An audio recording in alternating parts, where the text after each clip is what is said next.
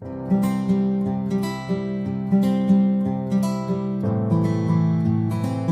Friends, आज हम 1 साल के बच्चे के लिए यह फ्रॉक बनाने वाले हैं। तो यहाँ पर हम पहले लाइनिंग की कटिंग करेंगे। तो इसके लिए हमने फैब्रिक को 4 लेयर फोल्ड किया है और 7.5 इंच हमने यहाँ पर चौड़ाई में रखा है। तो चोली की लंबाई हम 10 इंच रखेंगे। तो यहाँ पर 10 इंच पर हमने एक स्ट्रेट लाइन खींची है और शोल्डर है 9 इंच, तो 9 का हाफ 4.5 इंच पर हम शोल्डर का निशान लगाएंगे और आर्म होल का निशान भी हमने 4.5 इंच पर लगाया है। और चेस्ट है 22 इंच, तो 22 का 4 पार्ट 5.5 है, तो उसमें 2 इंच मार्जिन का ऐड करेंगे तो 7.5 पर हमने निशान लगाया है। और कमर का निशान हमने स्ट्रेट ही रखा है। अब हम जो चोली की लाइनिंग कट की थी उसका हम मेन फैब्रिक कट करेंगे। तो यहाँ पर हम main fabric half inch extra रखेंगे। तो फ्रंट साइड और बैक साइड दोनों का हम मेन फैब्रिक कट कर लेंगे। लाइनिंग की कटिंग करने के बाद लाइनिंग और मेन फैब्रिक दोनों को स्टिच कर लेंगे। उसके बाद में जो एक्स्ट्रा मेन फैब्रिक है उसे हम कट करके फिनिश कर देंगे। उसके बाद में हम नेक की कटिंग करेंगे। तो नेक की चौड़ाई लेंगे 2 इंच और लंबाई लेंगे 3 इंच और थोड़ा वी शेप में हम निशान लगाकर नेक की कटिंग कर लेंगे। तो यहाँ पर आप देख सकते हो कि नेक का शेप हमने थोड़ा वी रखा है। अब हम यहाँ पर चोली में डिज़ाइन देंगे। तो उसके लिए हमने 3 इंच चौड़ी पट्टी ली थी जिसे हमने डबल करके स्टिच कर लिया है। तो ऐसी हमने बहुत सारी पट्टियाँ स्टिच कर ली है। अब हम इन पट्टियों को चोली के ऊपर स्टिच करके डिज़ाइन देंगे। तो यहाँ पर हमने चोली के सेंटर में एक स्ट्रेट लाइन खींची है। उसके बाद में हम इन पट्टियों को तिरछी रखकर स्टिच करेंगे। अब हमने जो ये पट्टी तिरछी स्टिच की, इसी के सामने एक और तिरछी पट्टी रखकर उसी के ऊपर लाकर स्टिच करेंगे। तो जहाँ ये पट्टी ख़त्म हो रही है वहाँ तक स्टिच करेंगे। उसके बाद में एक्स्ट्रा साइड से हम कट कर लेंगे। फिर जो हमने पहली पट्टी रखी थी उसके ऊपर हमें पट्टी रखनी है और फिर इस साइड से स्टिच करना है। ऐसे ही हमें एक दूसरे के सामने सामने स्टिच करते हुए एक दूसरे के ऊपर पट्टियाँ रखकर वी शेप में स्टिच करना है। तो आप देख सकते हो कि हमारी चोली में बहुत ही अच्छा डिज़ाइन निकल कर आया है। अब साइड से जितनी भी एक्स्ट्रा पट्टियाँ बच रही हैं उन्हें सबको हम कट कर लेंगे और चोली को फिनिशिंग देंगे। तो यहाँ पर सभी पट्टियों को हम साइड से स्टिच कर लेंगे जिससे कि ये साइड से खुली हुई पट्टियाँ एक जगह फिक्स हो जाएगी। तो यहाँ पर हमें पट्टियों को स्टिच करते वक्त ध्यान रखना है कि सिलाई में ये पट्टियाँ मुड़ ना जाए। तो इसी तरीके से आर्म होल के यहाँ पर भी हम गोलाई में सिलाई लगा देंगे और पट्टियों को फिक्स कर देंगे। तो आप देख सकते हो कि हमारी चोली का डिज़ाइन कितना अच्छा बन कर आया है। यहाँ पर हमने लेस या फिर कोई एक्स्ट्रा मटेरियल यूज़ नहीं किया है और जो फ्रॉक का फैब्रिक था उसी को यूज़ में लेकर हमने यहाँ पर चोली को डिज़ाइन देकर फ्रॉक को नया लुक दिया है। तो यहाँ पर हमारी डिज़ाइन कंप्लीट हो चुकी है। अब हम यहाँ पर चोली के नेक को रेडी करेंगे।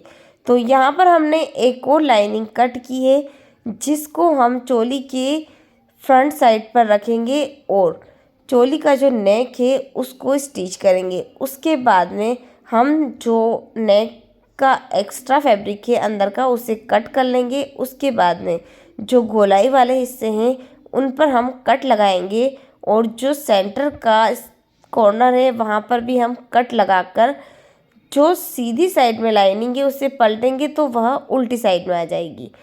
अब हम आर्म होल के गोलाई की यहाँ पर एक बार और सिलाई लगाएंगे और जो लाइनिंग हमने यहाँ पर स्टिच की है उसे हम फिक्स कर देंगे।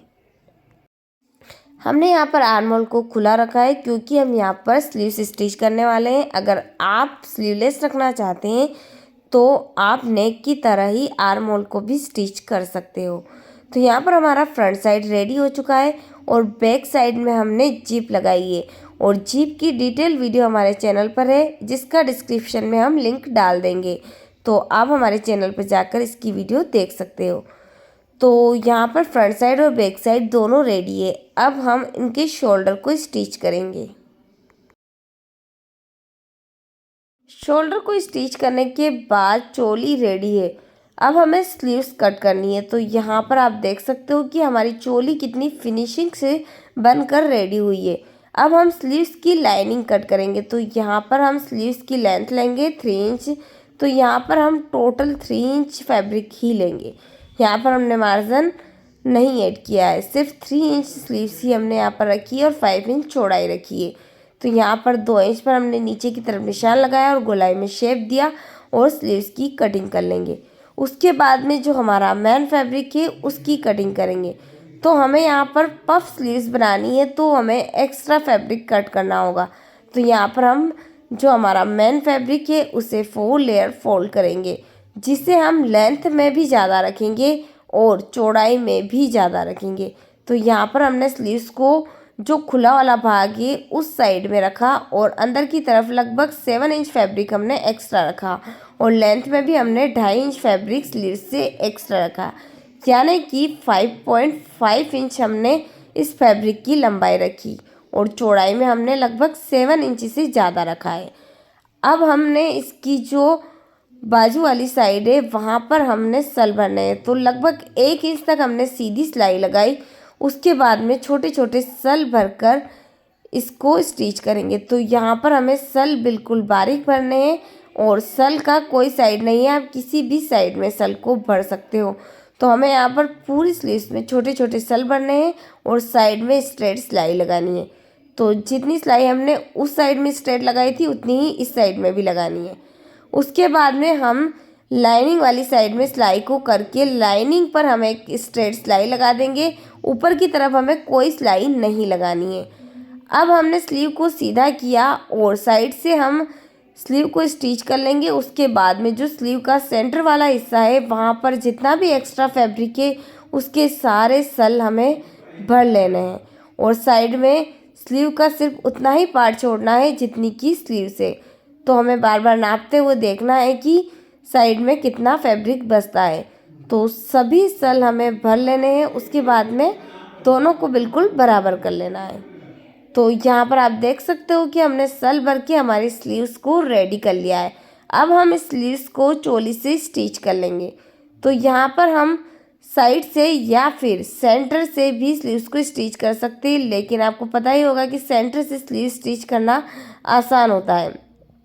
तो हमने सेंटर से साइड की तरफ स्लीव्स को स्टिच किया, फिर बैक साइड में भी इसी तरीके से स्टिच कर दिया। तो यहाँ पर दोनों स्लीव्स को इसी तरीके से हम स्टिच कर लेंगे। उसके बाद में हमारा चोली का काम कंप्लीट है। अब हम घेर का काम करेंगे। तो यहाँ पर हमें घेर की कटिंग करनी होगी। तो घेर के लिए हमने यहाँ पर फैब्रिक को डबल फोल्ड किया है और घेर की जितनी लंबाई लेनी है उसे हम लेंगे। तो यहाँ पर हमने घेर की लेंथ ली है 13 इंच। यहाँ पर घेर हमें 12 इंच लंबा रखना था, 1 इंच हमने यहाँ पर मार्जिन का ऐड किया है। तो यहाँ पर फ्रंट साइड का घेर हो गया है। अब हम बैक साइड के लिए भी 13 इंच फैब्रिक कट कर लेंगे। तो यहाँ पर फ्रंट और बैक साइड दोनों के घेर हमने अलग अलग कट करने हैं। तो ये जो 2 पट्टियाँ हैं वो एक फ्रंट की हो जाएगी और एक बैक साइड की हो जाएगी। तो दोनों ही स्ट्रेट लाइन जो हमने लगाई है उन्हें हम कट कर लेंगे। घेर की कटिंग करने के बाद अब हम स्टिचिंग करेंगे। तो स्टिचिंग के लिए हमने यहाँ पर कैन पट्टी का यूज़ किया है। यह कैन पट्टी आपको किसी भी टेलरिंग मटेरियल शॉप या फिर लेस की दुकान पर आसानी से मिल जाएगी। तो इस कैन पट्टी को आप फैब्रिक पर रख कर बस स्टिच कर लीजिए। यह कैन पट्टी आप खींचोगे तो यह लंबी होएगी, इसलिए आपको इसे बस लूज छोड़ना है और फैब्रिक के साथ स्टिच करना है। और फिर इस फैब्रिक को हम पलट लेंगे और कैन पट्टी को फैब्रिक की उल्टी साइड में हम स्टिच कर लेंगे। तो यहाँ पर जब हम स्टिच करेंगे इसे, तो अब हमें कैन पट्टी के ऊपर की तरफ सिलाई लगानी है। तो आप देख सकते हो कि हमारी कैन पट्टी बहुत ही अच्छी तरीके से स्टिच हो गई है और फैब्रिक के साथ अच्छे से सेट हुई है। तो अब हम इस घेर को चोली से स्टिच करेंगे। तो चोली से स्टिच करते वक्त 1 इंच हम सीधी सिलाई लगाएंगे। उसके बाद में घेर में हम छोटे छोटे सल भर देंगे। तो यहाँ पर हमें पूरे घेर में एक जैसे और एक ही साइज के सल भरने हैं। तो आप देख सकते हो कि हम पूरे घेर में छोटे छोटे सल सभी को बराबर भरने हैं। तो यहाँ पर हमें सल भरते वक्त इस बात का भी ध्यान रखना है कि आगे पीछे सभी दूर एक जैसे सल हो। तो आप देख सकते हो कि हमने पूरी चोली में अच्छे से सल भर लिए हैं। अब हम घेर की लाइनिंग स्टिच करेंगे। तो जो घेर की लाइनिंग है उससे हमने स्ट्रेट कट किया है और जो हमारा मेन घेर है उससे हमने 2 इंच छोटा इसे कट किया है। तो यहाँ पर हम जो घेर की लाइनिंग स्टिच कर रहे हैं उसमें हमने बड़े बड़े सल भर लिए हैं और पूरी चोली से स्टिच कर दिया। इसी तरीके से बैक साइड में भी कर देंगे। तो यहाँ पर हमने घेर को जो लाइनिंग है उसे उल्टा स्टिच किया जिससे कि सिलाई दोनों घेर के बीच में है और जो अंदर की साइड है वहाँ पर भी बहुत ही फिनिशिंग के साथ यह फिनिश हुआ है। ऐसा हमने इसलिए किया है क्योंकि बच्चों को ड्रेस से अनकंफर्टेबल लगती है, इसलिए हमने यहाँ पर सिलाई को अंदर की तरफ दबाया है। और उसके बाद में हमने बैक साइड में लेस स्टिच की और फिटिंग की सिलाई लगाएंगे। तो फिटिंग की सिलाई लगाने के बाद हमारी फ्रॉक कंप्लीट होगी। तो यहाँ पर हमने एक सिंपल फैब्रिक से बिना लेस और बिना कोई एसेसरीज के बहुत ही सुंदर फ्रॉक रेडी की है।